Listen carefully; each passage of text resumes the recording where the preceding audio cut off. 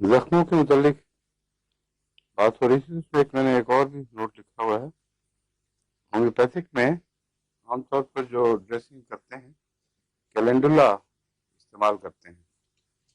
इसमें एक फ़ायदा ये है कि एंटीसेप्टिक भी है, लेकिन उस तरह का नहीं जो स्ट्रॉन्ग एंटीसेप्टिक्स होते हैं।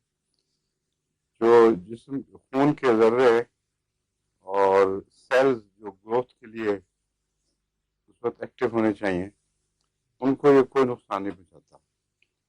इसलिए आमतौर पर ग्रेन्युलेशन इसकी बहुत जल्दी हो जाती है जख्मों की। एक कतरा अगर इसका हो तो 4 कतरे पानी के 1 to 4 सोल्यूशन में अमूमन ये अच्छा मुफीद है। मैंने काफ़ी इस्तेमाल कराया हुआ है।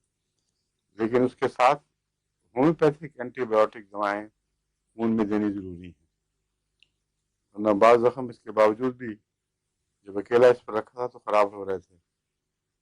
जब मैंने होम्योपैथिक सिलिशिया हेपासल्फ वगैरह सल्फर बाज़ दफ़ा उन दवाओं का इस्तेमाल किया तो ब्लड में वो इन्फेक्शन नहीं जाने देती। ये उनमें बड़ी खूबी है। जो ख़तरा होता है ना कि खून में इन्फेक्शन चली जाए, वो तो खुदा की फजल से बहुत अच्छी तरह होम्योपैथिक दवाओं से प्रिवेंट हो जाती है।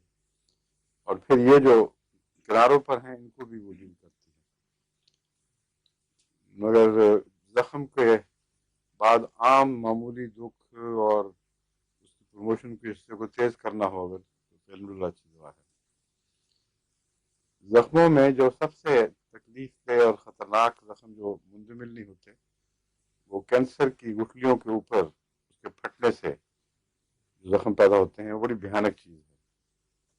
और उसमें मैंने नाइट्रिक एसिड वगैरह जो उस शक्लों से नजर आते थे सब दे के देखा है, कोई फायदा कभी मुकामी तौर पर नहीं हो सका।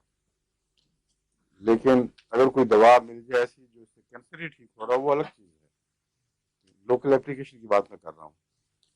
उसमें कुछ अर्सा पहले मैंने एक रिसर्च पेपर पढ़ा था शहद के ऊपर, जो होम्योपैथिक नहीं था, एलोपैथिक रिसर्च पेपर था।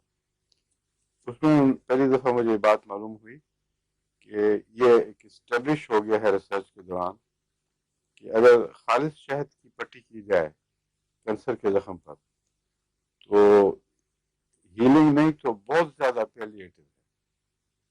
और बहुत बहुत बहुत तो नहीं लिखा है, नहीं बाज़ मामलात में, बाज़ केसेस में ये शफा भी देने में कामयाब हुआ है।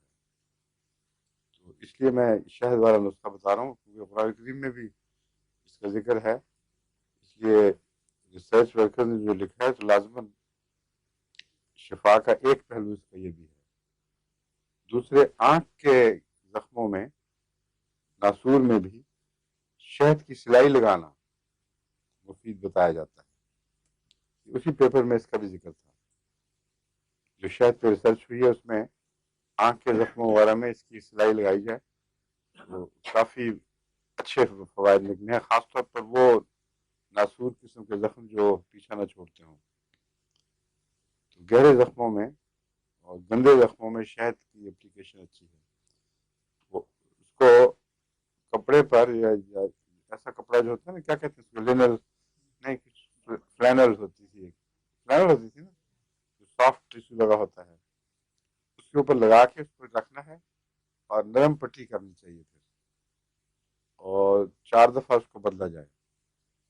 मगर खेड़ा खींच कर उखेड़ना ही चाहिए, इसलिए मैं कह रहा हूँ नरम पट्टी हो ताकि चिपके नहीं। और अमूमन शहद वाली पट्टी चिपकती नहीं है, वो इसके अंदर से, जख्म के अंदर से हल्का हल्का ऐसा पानी निकलता है जिससे ये पट्टी जख्म से जुदा रहती है। तो कैलेंडुला लोकल एप्लीकेशन की बातों में, कैलेंडुला रोजमर्रा के लिए और खतरनाक गहरे जख्मों के लिए शहद की पट्टी।